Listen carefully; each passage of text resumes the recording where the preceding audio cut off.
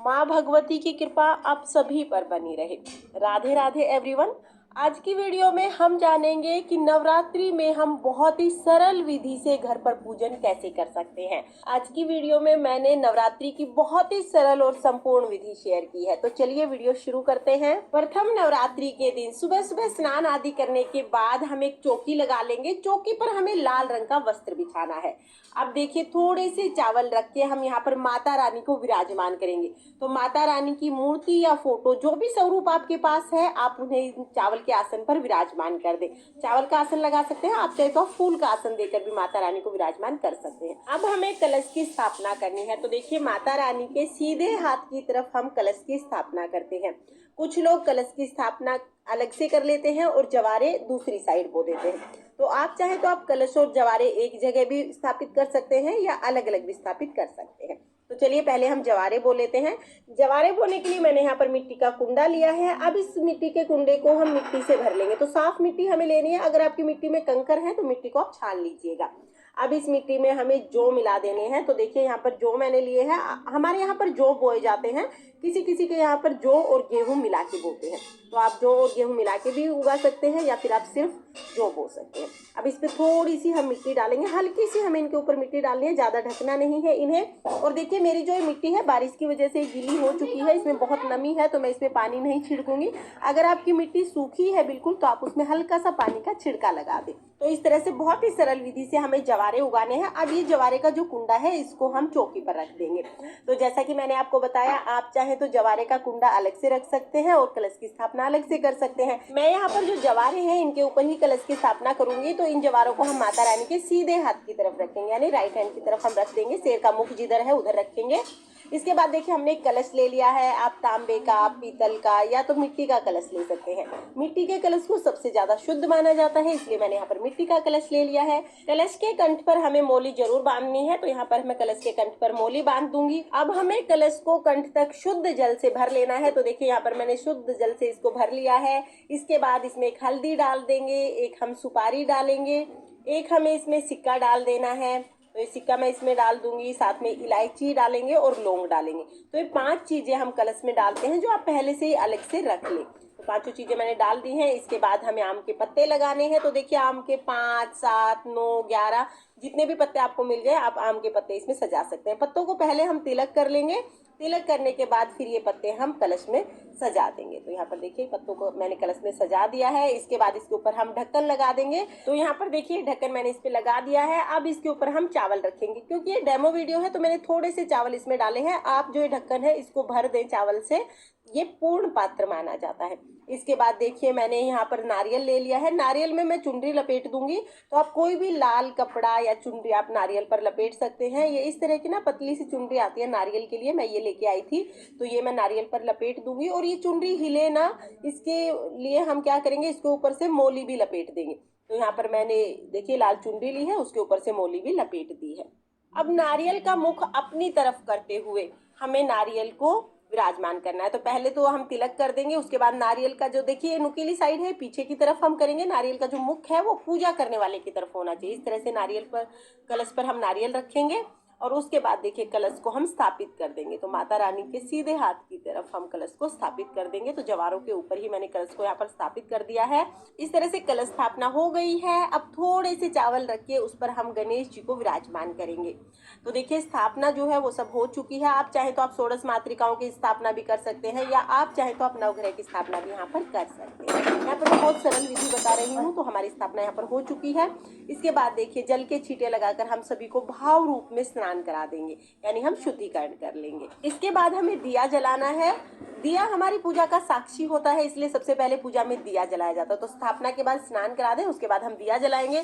मैं यहाँ पर प्लेट पर दिया जला रही हूँ, आप चाहे तो सीधा चौकी पर भी आप दिया जला सकते हैं। यहाँ पर प्लेट में स्वास्तिक बना के थोड़ा सा चावल का आसन देके मैंने यहाँ पर दिया जला दिया है। उसके बाद हम देखिए स्नान तो हमने करा ही दिया था सभी को। अब हम वस्त्र स्वरूप कलावा समर्पित कर देंगे।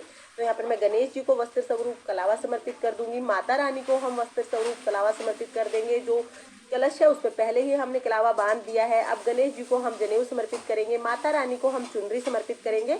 तो लाल रंग की चुनरी आप माता रानी को जरूर समर्पित करें। इसके बाद हम सभी को तिलक लगा देंगे। तो यहाँ पर गणेश जी को, कलश को, माता रानी को, सभी को हम तिलक लगा देंगे और कलश पर हम स्वास्तिक भी बना देंगे। स्वास्तिक के चिन्ह को बहुत शुभ माना जाता है, तो स्वास्तिक आप जरूर बना दें। इसके बाद अक्षत समर्पित कर देंगे। जब भी हम तिलक लगाते हैं तो उसके ऊपर हम अक्षत जरूर समर्पित करते हैं। अब हम फूल समर्पित करेंगे, तो गणेश जी को हम लाल रंग के फूल समर्पित कर देंगे। माता रानी को भी लाल रंग अति प्रिय है, तो आप लाल रंग के फूल समर्पित करें। साथ ही जो भी फूल आपको मिल जाए वो फूल आप समर्पित कर सकते हैं। कलश को और दिए को भी हमें फूल समर्पित करना है। इसके बाद माता रानी को हम श्रृंगार का सामान समर्पित करेंगे। तो हो सके तो आप माता रानी को पूरे 16 श्रृंगार समर्पित करें। 16 ना हो तो जितनी भी चीजें हो सके उतनी चीजें आप माता रानी को समर्पित करें। तो यहाँ पर देखिए हमने श्रृंगार का सामान समर्पित कर दिया है। अब हम भोग समर्पित करेंगे। भोग में पान के पत्ते पर हमने देखिए यहाँ पर सुपारी, पताशा, लौंग, इलायची रख के ये पान समर्पित किया है। अगर आपको मीठा पान मिल जाता है तो आप मीठा पान समर्पित करें। मीठा पान ना मिले तो इस तरह से पान के पत्ते पर भी आप लौंग, इलायची, पतासा, सुपारी रख के समर्पित कर सकते हैं। अब हम भोग में पताशे जरूर समर्पित करेंगे। माता रानी को भोग में पताशे अति प्रिय है, तो पताशे आप जरूर समर्पित करें। पताशे ना मिले तो मिश्री आप ले सकते हैं। साथ ही हम ऋतुफल समर्पित कर देंगे। तो यहाँ पर मैंने ऋतुफल समर्पित कर दिए हैं। और जल के बिना कभी भी भोग पूर्ण नहीं होता है, तो जल हम जरूर समर्पित करेंगे। 1 लोटा मैंने शुद्ध जल ले लिया है। दक्षिणा हम समर्पित कर देंगे। पूरे 9 दिन में किसी भी दिन आप दक्षिणा समर्पित कर दें, एक बार दक्षिणा समर्पित करनी होती है। के बाद हम अपने सीधे हाथ में फूल लेकर या चावल के दाने लेकर आप दुर्गा सप्तशती का पाठ कर सकते हैं। माता रानी की आप कोई भी कथा कर सकते हैं, दुर्गा चालीसा पढ़ सकते हैं। यहाँ पर आप नवरात्रि की व्रत कथा सुन सकते हैं। तो जो भी कथा या पाठ आप करते हैं वो कर ले। उसके बाद ये फूल माता रानी को समर्पित कर दें। इसके बाद फिर हमें छोटा सा हवन करना होता है। नवरात्रि में इस हवन का बहुत अधिक महत्व होता है, तो दोनों समय ना भी कर पाए तो सुबह के समय आप ये हवन जरूर करें। अब इसके लिए देखिए गाय के गोबर से बने हुए उपले को मैंने जला लिया है। आप इसको हवन कुंड में रख लें या किसी भी दीपक में या प्लेट में आप रख सकते हैं। उस पर हमने देसी घी डाल लिया है। अब हम इसमें कपूर जरूर जला लेंगे ताकि अच्छे से अग्नि प्रज्वलित हो जाए। अब देखिए हमें लौंग का जोड़ा चढ़ाना होता है। माता रानी को लौंग बहुत प्रिय होती है, तो देखिए हमें इस तरह से फूल वाली लौंग लेनी है। 2 लौंग एक साथ चढ़ाते हैं, यानी एक साथ जोड़ा चढ़ाते हैं और 2 जोड़े हमें चढ़ाने होते हैं। तो देखिए 2 लौंग हम लेंगे, इसको घी में डिप करेंगे और उसके बाद हम अग्नि में समर्पित कर देंगे। इसी तरह से 1 जोड़ा और हम समर्पित करेंगे। इसके बाद जो हमने पतासे समर्पित किए थे उस पतासे का भोग भी हम अग्नि में समर्पित करेंगे। देखिए अग्नि में जो भोग समर्पित किया जाता है ना वो सीधा देवी देवताओं तक पहुंचता है, इसलिए अग्नि में नवरात्रि पर भोग जरूर समर्पित किया जाता है। अब देखिए जो पान आपने चढ़ाया है वो पान भी आप बीड़ा बनाकर अग्नि में समर्पित कर दे। जो ये हवन आप कर रहे हैं उसी में ये पान आप समर्पित कर सकते हैं। इस तरह से हमारा जो हवन है वो पूर्ण हो जाता है। कुछ लोग इसमें हवन सामग्री की आहुतियां भी देते हैं, तो आप चाहे तो 9 आहुति आप माता के नाम की यहाँ पर समर्पित कर सकते हैं। बहुत ही सरल विधि से यह हवन किया जाता है और नवरात्रि में रोजाना पूरे 9 दिन तक हमें यह छोटा सा हवन करना होता है।